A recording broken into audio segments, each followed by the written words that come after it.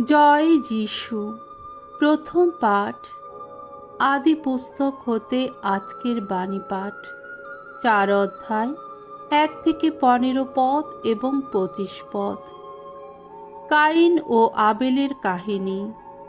পৃথিবীতে ভাতৃ হত্যার সূচনা। স্ত্রী হবার সঙ্গে আদমের দৈহিক মিলন হলো। হবা গর্ভবতী হলো আর কাইনের জন্ম দিল। সে বলল, ভগবানের সহায়তায় আমি একটি মানব সন্তান লাভ করেছি। পরে সে কাইনের ভাই আবেলেরও জন্ম দিল। এই আবেল হয়ে উঠল মেষ পালক আর কাইন হল জমির চাষি। কিছুদিন কেটে যাওয়ার পর এক সময়ে কাইন জমির ফসলের খানিকটা অংশ নিয়ে ভগবানের কাছে নৈবেদ্য উৎসর্গ করল। তেমনি আবেল উৎসর্গ করল তার পালের প্রথম কয়েকটি মেষ শাবক, সেগুলির দেহের সেরা অংশ।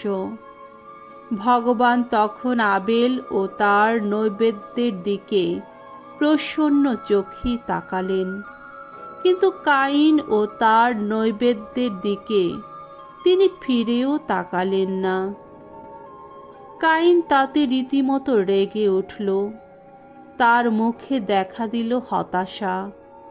তখন ভগবান কাইনকে বললেন, অমন রাগ করছো কেন?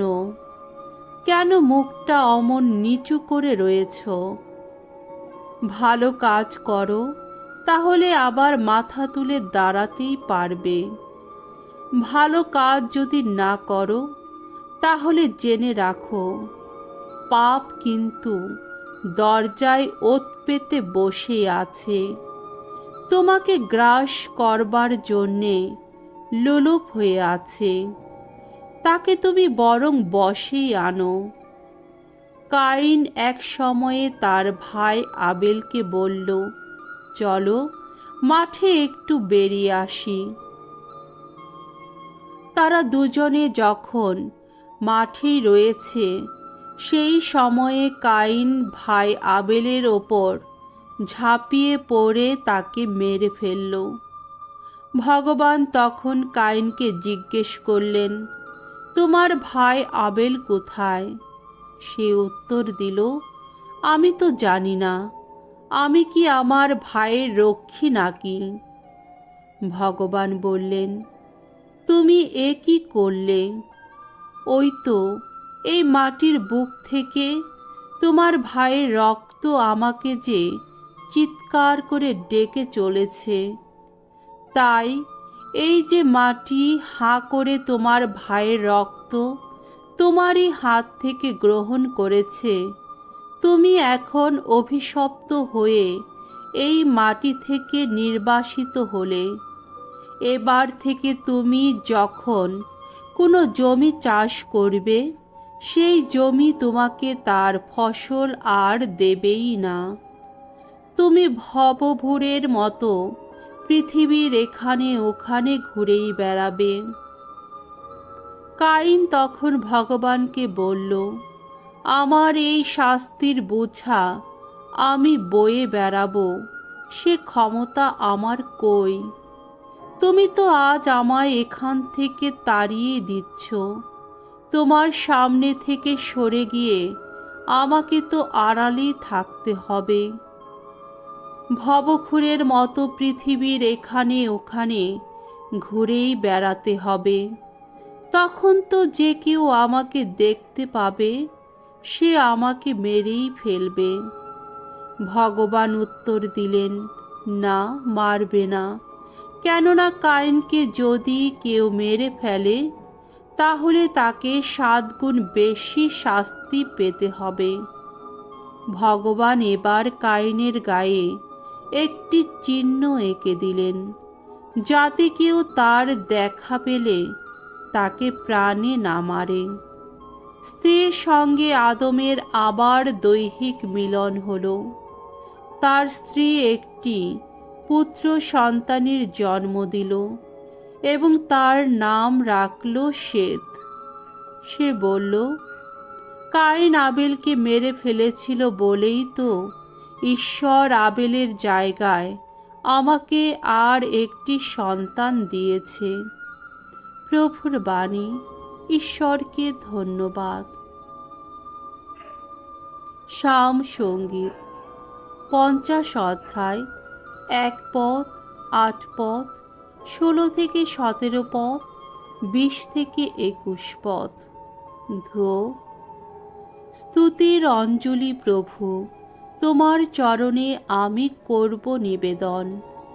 শোনো, কথা বলছেন সকল দেবতার দেবতা, স্বয়ং ভগবান। উদয়াচল থেকে অস্তাচলে পৃথিবীর সবাইকে ডাকছেন তিনি। তিনি বলছেন, তোমার বলিদানের জন্যে তোমায় যে দোষী করছি আমি, তা নয়, তা নয়। তোমার ঐসব পূর্ণাহুতির বলি তো নিয়তই আমার কাছে নিবেদিত হয়। আমার বিধি বিধান তুমি আবৃত্তি করো কোন অধিকারে? আমার সন্ধির কথা বলো কোন অধিকারে মুখে আনো তুমি? তুমি তো ঘৃণাই করো নিয়মের শাসন। আমার বাণী তাও তো তুচ্ছ করো তুমি। সারাদিন বসে ভাইয়ের নামে নানা কথা বলো তুমি। আপন সহোদরের নামেও দাও বারবার অপবাদ।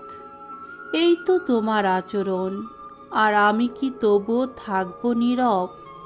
তুমি কি মনে করো আমি তোমারই মতো?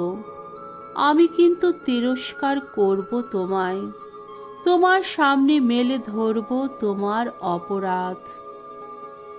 বাণী বন্দনা। জয় জয় প্রভুর জয়। আমি পথ, আমি সত্য, আমি জীবন। আমার মধ্য দিয়ে না গেলে কেহ পিতার কাছে যেতে পারে না। জয় জয় প্রভুর জয়। মঙ্গল সমাচার। মার্ক রচিত মঙ্গল সমাচার 8 অধ্যায়, 11 থেকে 13 পদ। অন্ধ ফরিসীদের কোনো অলৌকিক নিদর্শন দেখাতে অনিচ্ছুক যিশু। একদিন ফরিসীরা এসে যিশুর সঙ্গে তর্ক জুড়ে দিলেন। তাকে যাচাই করবার জন্যে তারা তাকে এমন কোনো অলৌকিক নিদর্শন দেখাতে বললেন যা ঘটবে আকাশে। যিশুর বুকের ভেতর থেকে একটা কাতর দীর্ঘশ্বাস বেরিয়ে এলো। তিনি বললেন, এই প্রজন্মের লোকেরা কেন যে অলৌকিক নিদর্শন দেখতে চায়?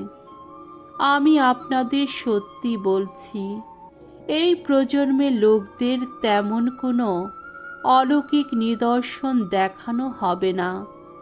তখন তিনি তাদের ছেড়ে আবার নৌকোয় উঠে সাগরের ওপারে গেলেন। প্রভুর মঙ্গলময় বাণী। খ্রিস্ট প্রভু তোমার প্রশংসা হোক।